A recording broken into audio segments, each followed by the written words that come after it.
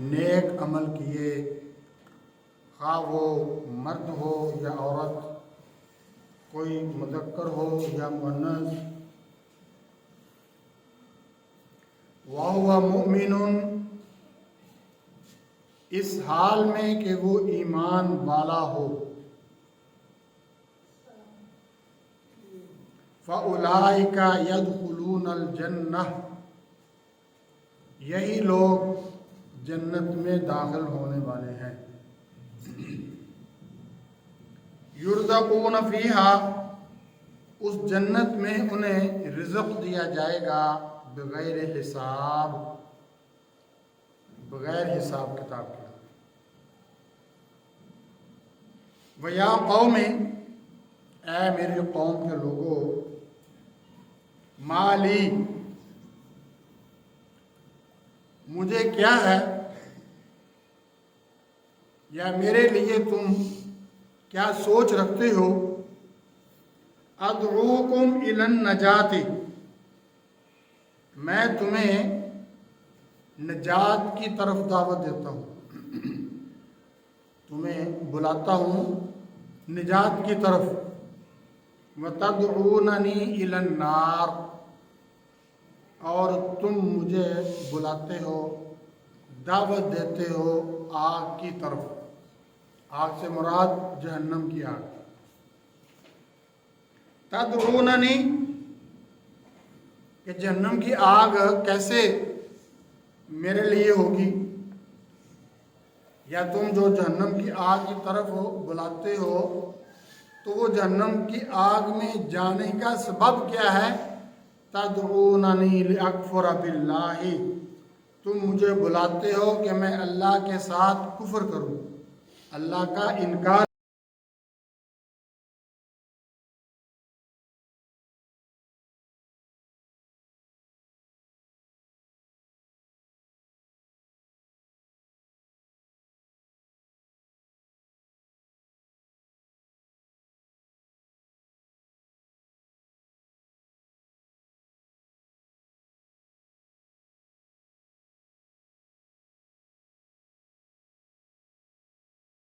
غفار، غالب بخشنے والے کی طرف، یعنی وہ انتہائی غالب ہے، کوئی اس پر غلبہ نہیں پا سکتا، اور میں تمہیں بلاتا ہوں جو بہت زیادہ گناہوں کو بخشنے والا ہے۔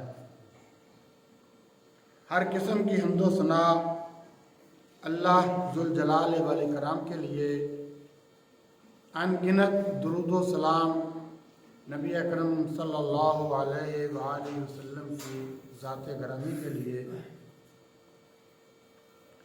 آپ کے سامنے سورۃ المؤمن 24واں پارہ ہے، اس کی 3 آیات کی تلاوت کی اور اس کا ترجمہ پیش کیا۔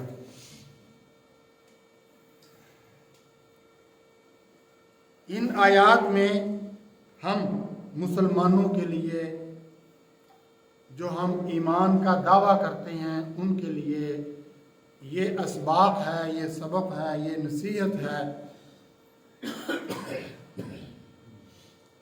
کہ ایک اکیلے اللہ کی عبادت کی جائے،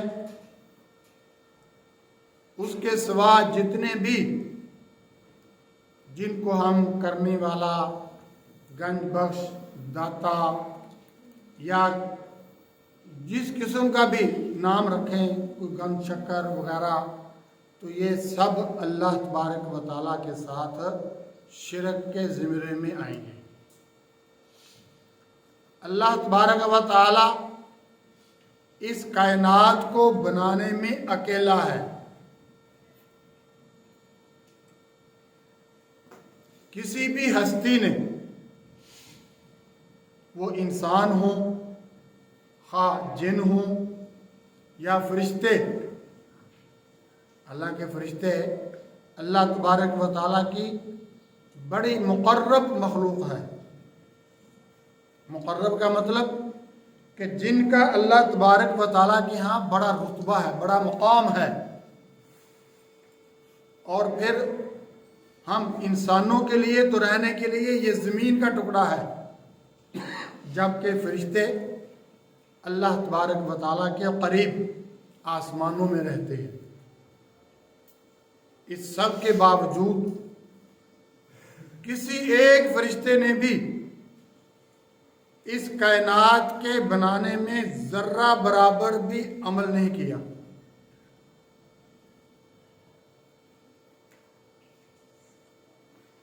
فرشتے جو اللہ تبارک و تعالیٰ کی مخلوق ہیں، بعض فرشتے ان کا وجود بہت بڑا ہے، ہم اس کا تصور بھی نہیں کر سکتے۔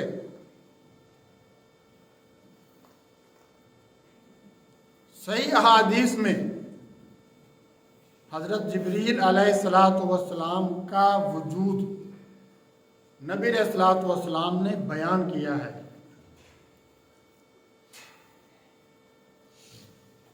کہتے ہیں کہ میں مکہ کے گلیوں میں پہاڑوں میں جا رہا تھا، آواز آئی یا محمد۔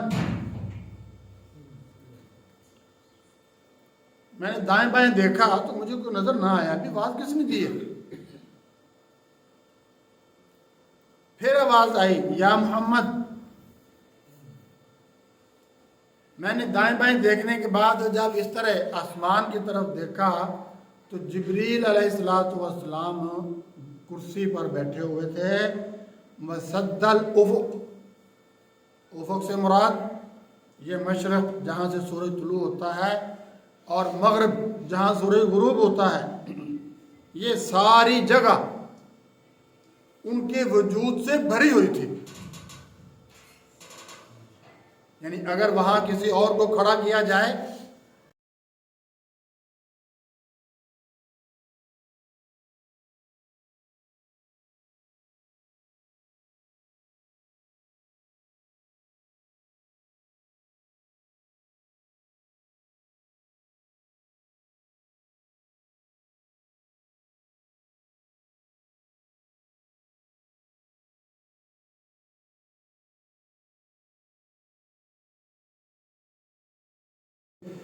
جگہ کو گھیرا ہوا تھا، اس کو پر کیا ہوا تھا اور اس کے 600 پر تھے۔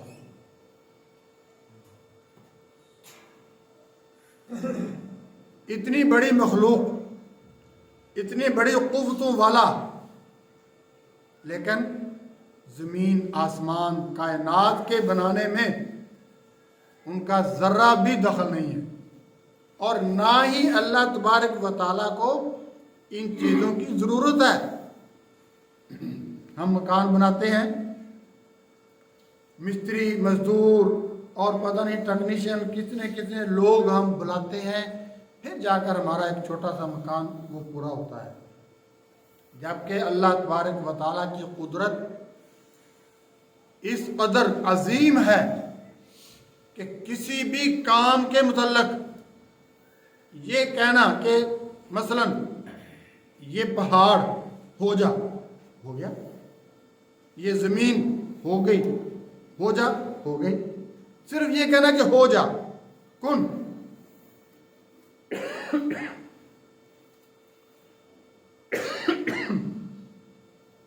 بات یہاں سے شروع ہوئی تھی کہ اللہ تبارک و تعالیٰ کے ساتھ شرک، کسی بھی مخلوق کو وہ درجہ دینا جو اللہ تبارک و تعالیٰ کا ہے، وہ حق جو خالص اللہ کا ہے، وہ کسی مخلوق کو دے دینا، اس کا نام شرک ہے۔ اللہ تعالیٰ کے حقوق جو مختلف حق ہیں اللہ تعالیٰ کے، سجدہ کرنا، قیام کرنا، رکوع میں جھکنا، بیت اللہ کا طواف کرنا،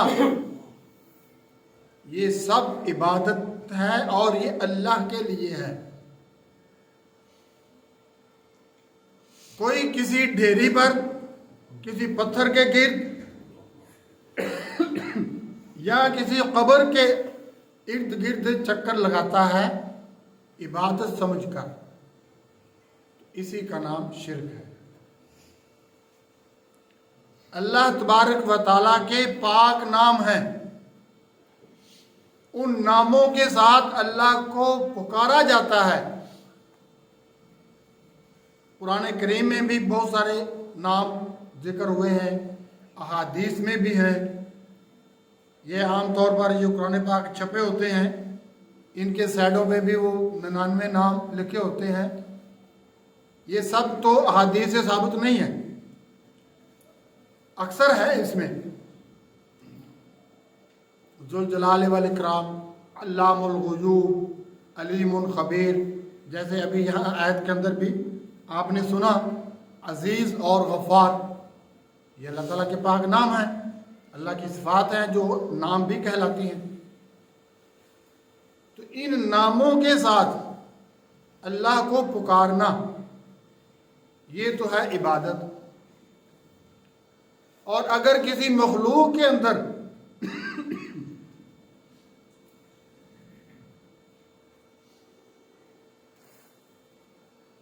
یہی چیزیں آدمی خیال کرے کہ جس طرح اللہ گناہوں کو بخشتا ہے تو میں فلاں صاحب کے پاس جاتا ہوں، اس کو نظر و نیاز پیش کرتا ہوں تو وہ میرے گناہ بخش دے گا یا بخشوا دے گا، تو یہ سب شرک کی قسمیں ہیں، ان سے بچنا بہت ضروری ہے۔ قرآن کریم میں لفظ تسبیح کئی جگہ پر آیا ہے، مختلف انداز میں آیا ہے۔ تقریباً 7 صورتیں اس لفظ تسبیح سے شروع ہوتی ہیں۔ سبحان الذی اسری بعبدہ لیلا من المسجد الحرام یسبح للہ ما فی السماوات، یا دوسری کئی صورتوں کے شروع میں سبح للہ ما فی السماوات۔ تو یہ لفظ تسبیح کے ساتھ اللہ تبارک و تعالیٰ نے کئی صورتوں کے نام یعنی شروع میں ان کو رکھا۔ جمعے کے اندر آپ لوگوں نے اگر امام صاحب سورت پڑھتے ہیں سورت الاعلیٰ، وہ بھی سبح اسم ربک الاعلیٰ کے سے شروع ہو رہی ہے۔ تو یہ جو تسبیح ہے اس کا معنی یہی ہے کہ اللہ تبارک و تعالیٰ کو ان تمام عیوب سے پاک جاننا جو مخلوق میں پائے جاتے ہیں۔ اللہ لا الہ الا هو الحی القیوم، اللہ اس کے سوا کوئی عبادت کے لائق نہیں، وہ حی زندہ ہے، القیوم قائم رکھنے والا ہے۔ کسی بزرگ کے بارے میں اصل کوئی کیا اسے کہتے ہیں عام خطیب نہیں ہوں، بس کبھی کبھی موقع ملتا ہے یہ اس طرح کی خدمت کا، تو اس لیے یہ جو اسپیکر ہے نا وہ پھر گلے کو پکڑتا ہے، تو یہ تھوڑا سا برداشت کر لیں معذرت۔ تو اللہ تبارک و تعالی حی ہے، تو کسی بزرگ چھوٹے سے چھوٹا ہو یا بڑے سے بڑا اس کے بارے میں یہ خیال کر لینا کہ وہ ہمیشہ سے زندہ ہے یا اس کو لمبی زندگی ملی ہے بے انتہا، یہ اللہ تعالیٰ کی اس صفت کے خلاف ہے۔ الحی، میری مراد لوگ خضر علیہ السلام کے بارے میں یہ نظریہ رکھتے ہیں، بہت سے لوگ اس بارے میں اگر یہ کہا جائے کہ وہ گمراہ ہو چکے ہیں تو یہ غلط نہیں ہوگا کہ وہ زندہ ہے۔ وہ اللہ کا نبی ہو خضر علیہ السلام، خواہ عام انسان نیک شخص، ایک خاص وقت تک اللہ تبارک و تعالیٰ نے ہر شے کو زندگی عطا کی ہے۔ ایک صحیح حدیث ہے، اس کا مفہوم یہ ہے کہ نبی علیہ الصلوۃ والسلام نے ایک بچے کی طرف غالباً کوئی 10-12 سال کا تو ہوگا، فرمایا کہ نہیں، وہ یہ اور بات ہے. ایک دن آپ نے یہ فرمایا کہ آج سے 100 سال تک، یعنی 100 سال بعد تک آج جو بھی مخلوق فرشتوں کے علاوہ اس زمین پر ہے وہ زندہ نہیں ہوگی. تو خضر علیہ السلام، یہ لوگ جو نظر رکھتے ہیں کہ ان کو لمبی زندگی ملی ہے، تو چلو موسیٰ علیہ السلام کے دور میں وہ زندہ تھے. قرآن میں اس کا تذکرہ موجود ہے کہ موسیٰ علیہ السلام اور خضر علیہ السلام وہ آپس میں ملے، ملاقات ہوئی، پھر کچھ سفر کیا، پھر کچھ دیگر عجائبات، کچھ نادر چیزیں ان سے ظاہر ہوئیں. تو اس وقت تو ان کی حقیقی زندگی تھی. اس کے بعد ایک منٹ کے لیے اگر ہم تصور کر لیں کہ وہ زندہ تھے، تو نبی علیہ السلام کا یہ فرمان کہ آج سے 100 سال کے بعد کوئی بھی زندہ نہیں رہے گا، مطلب دیگر لوگ آئیں گے، مطلب آج جو زندہ ہیں کوئی 20 سال بعد، کوئی 10 سال، کوئی 5 سال، کوئی 100 سال تک وہ زندہ رہے گا، اس کے بعد اس کی موت ہے. تو اگر خضر علیہ السلام مسلمان ہیں اور زندہ ہیں تو آپ کے اس فرمان کے مطابق وہ بھی اللہ کو پیارے ہو چکے ہیں. تو یہ نظریہ رکھنا کہ کسی دریا کے پاس گزرے تو سکے پھینکنا یا اس طرح کی کوئی چیزیں، جی یہ خواجہ خضر کا صدقہ ہے. تو بھائیو، یہ اس طرح کے چھوٹے چھوٹے کام بظاہر ہم اس کو توجہ نہیں دیتے، لیکن ہمارے اندر رواج پا جاتے ہیں، اور پھر ہم ان کو یہی سمجھتے ہیں کہ اگر ہم نے خواجہ خضر کے نام کا سکہ دریا میں یا نہر میں نہ پھینکا، اور یہ بھی کتنا عجیب تصور ہے کہ ہم خشکی پر رہیں، گھروں میں رہیں، اور خواجہ خضر کو پانی میں ڈال دیا، یعنی کوئی لاجک نہیں بنتی. تو بہرحال وہ بات یہ تھی کہ لوگ یہ تصور کرتے ہیں کہ اگر میں نے خواجہ خضر کے نام کا صدقہ نہ دیا تو میرا روڈ ایکسیڈنٹ ہو جائے گا. تو بھائیو، روڈ ایکسیڈنٹ ہونا یا کسی کے نام پر دودھ نہ دینے کی وجہ سے بھینس، بکری، گائے یا کسی جانور کے تھنوں میں خون کا آ جانا، یہ سب شیطانی حرکات ہوتی ہیں. اس بارے میں واقعہ تو لمبا ہے، مختصر میں یہ بیان کرتا ہوں. ابن تیمیہ رحمہ اللہ وہ بیان کرتے ہیں کہ ہندوستان کے علاقے میں اس وقت رواج تھا، اب پتہ نہیں ہے کہ نہیں،